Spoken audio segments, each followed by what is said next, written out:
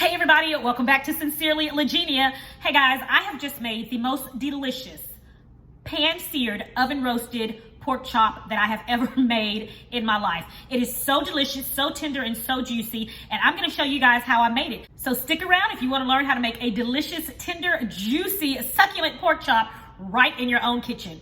You guys, this is amazing. I kid you not. I kid you not. I'm fixing to show you how. Hey everybody, welcome back to Chicken Bites. I'm in a hurry. Oh, it is a beautiful...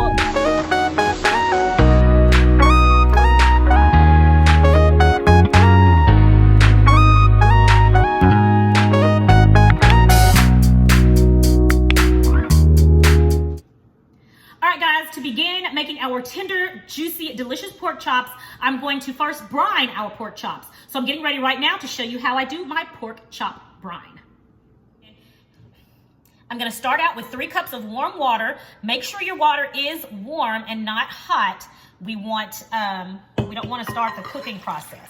So what I'll usually do is I'll put some bottled water in the microwave for just a few seconds to make sure that it gets nice and warm. All right, and then next is 3 tablespoons of kosher salt, a teaspoon of black peppercorns, and 2 bay leaves. Okay, that's just an aromatic that we have to help flavor our pork chops. Now, you do not have to brine your pork chops. Brining just helps to ensure that our pork chops are in fact going to be tender and juicy. Brining, what it does is once you put your meat in there, and you can brine chicken, you can brine turkey, you can brine your beef, but once you put your meat into your brining mixture, your meat begins to absorb the brining mixture and whatever seasonings and aromatics that you have in that mixture, the meat begins to absorb it so that when you cook it, it stays nice and juicy and flavorful.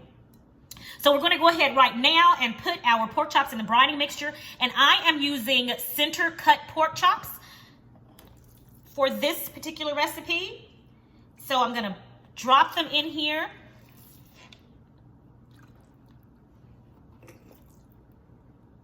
And my pork chops have already been completely washed.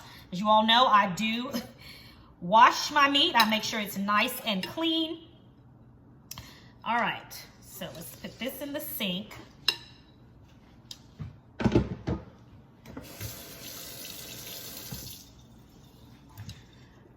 Okay, so there we have our pork chops in the brining mixture.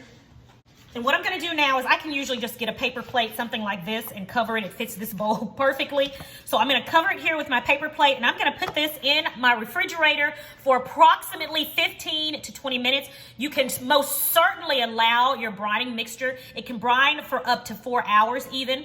So if you wanted to like do this in the morning and then go take care of some errands and maybe start your dinner like in the afternoon or something like that, you would have perfectly brined pork chops, and that is fine as well. So now I'm gonna put this in my refrigerator. I'm gonna do it for 30 minutes. Hey everyone, I'm gonna set my oven right now. Okay everyone, I'm gonna set my oven now to, 350 degrees, and I am going to get my cast iron skillet ready for searing. So I'm gonna put this in my oven and let it get nice and hot prior to putting my pork chops in. Okay everyone, I've got my pork chops here. They've actually been brining for 2 hours. I had a lot more work to do than I thought, and so it took me 2 hours to get that done. So they've had a significant amount of time to sit in the brine and just soak up all of the juices. So they should be nice and very well seasoned on the inside. So I'm just gonna remove them from my bowl, and I'm gonna sit them on this paper towel because I need them to be dry before I put them into that extremely hot skillet.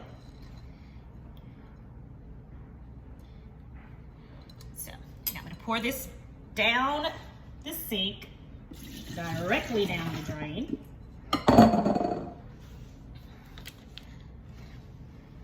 Okay, and again, I am going to pat dry this really, really well. So it's sitting on paper towel now, and I'm just going to pat dry the top of it here, and it's okay if you got a few peppercorns stuck on, that is perfectly fine. Just more seasoning, just a little bit more seasoning, I say. And there is nothing wrong with that. So this brining method is, again, going to help make our pork chops nice and tender and juicy. No one wants any dried out pork chops. Trust me, it's not good to eat. It's not fun to eat. It's not enjoyable at all. All right, so now we've got our pork chops nice and dry. We are going to get ready to season them before we put them in our skillet. So I'm going to put olive oil over them, and I'm using my homemade all-purpose seasoning. I'm going to use that to season our pork chops really, really well. And again, this is a blend of seasonings that I put together, and I'm going to put that video, the recipe, right here. So you can go on there if you want to use this. You can certainly use any all-purpose seasoning of your choice, okay? Of course, this one is my choice. I love it. It is absolutely delicious. And you are certainly most welcome to try this one out for yourself as well. So anyway, I'm gonna pat this down, just this one side, and then I'm gonna do the same thing to the other side once I put it in the skillet, okay? All right, time to put these in our hot skillet. All right, so here's my extremely hot cast iron skillet right out of the oven. And I've got my well-seasoned pork chops right here. So to this, I'm going to first turn on my oven fan because it is going to get hot. It is going to get a bit smoky because, again, this is hot. All right, so I'm going to add oil. That's olive oil to the bottom of my skillet. And I'm going to turn this on, and I'm going to put it on medium-high heat. It's already extremely hot. And we're going to put our pork chops, we're going to put our pork chops in seasoned side down. Perfect. Just hear that sizzle.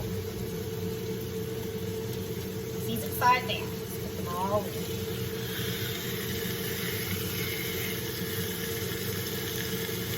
I don't know if they're all enough here.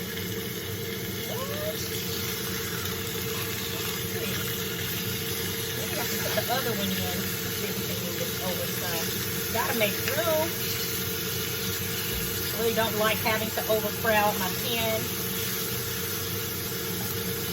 But I think I'm going to trust you in this instance. You want them all to get nice and smooth. All right.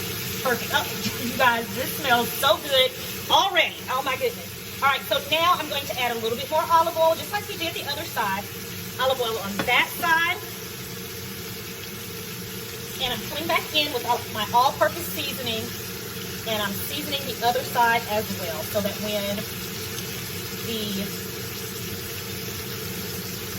this side that's cooking now is ready, then this side here will be ready to go. And y'all, I love this all-purpose seasoning. It is so good. It smells so yummy.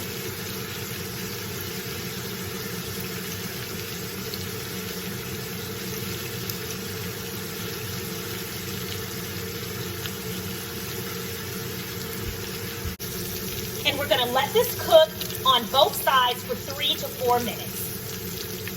While our pork chops are searing, I am going to slice 1/2 of a red onion to go inside of the skillet when we get ready to put our pork chops in the oven, okay?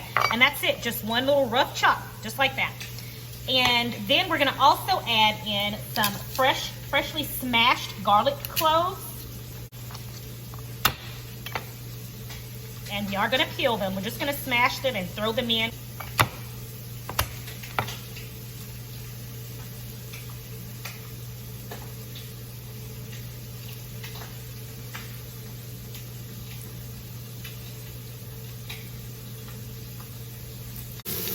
All right, now it's time to turn these over. Oh yeah, that is perfect. And you guys, it smells so good in my kitchen.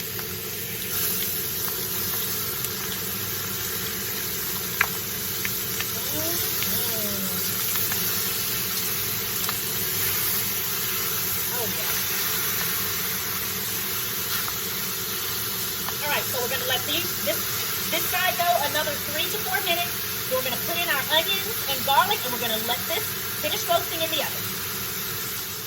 Okay, now to this. Now what we're gonna do is turn off our stove, turn the burner off. We're going to add our onions,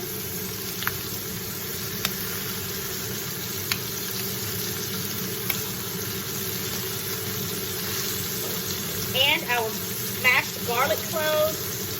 Gonna add that in there.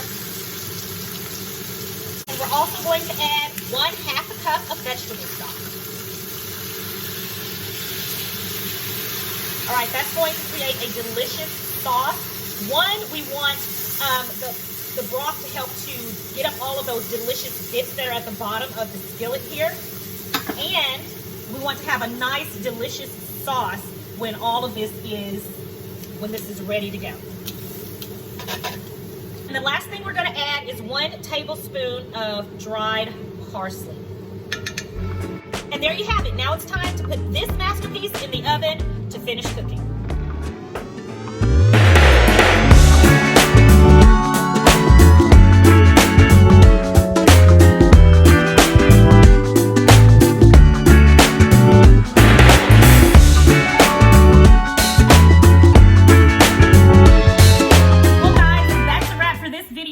Alongside these pork chops, I made my cabbage fried rice. I'm going to put the link to that recipe right about here. So if you want to know how to make the cabbage fried rice that I made along with my pork chops today, then just click that link and it's going to take you right to the recipe. If you're new to my channel, then I want you to consider subscribing. Click that subscription button right there below. And I hope you guys get a chance to try this recipe at home in your kitchen. If you do, leave me a comment below and let me know that you were here and let me know how it turned out. And go ahead and click that notification bell so that you know every time I upload a new recipe. As always, thanks for joining me in my kitchen today, guys. It's always a pleasure having you. It is my prayer that you and your family have a blessed and prosperous week, and I'll talk to you guys in the next video. Sincerely, Legenia. Bye.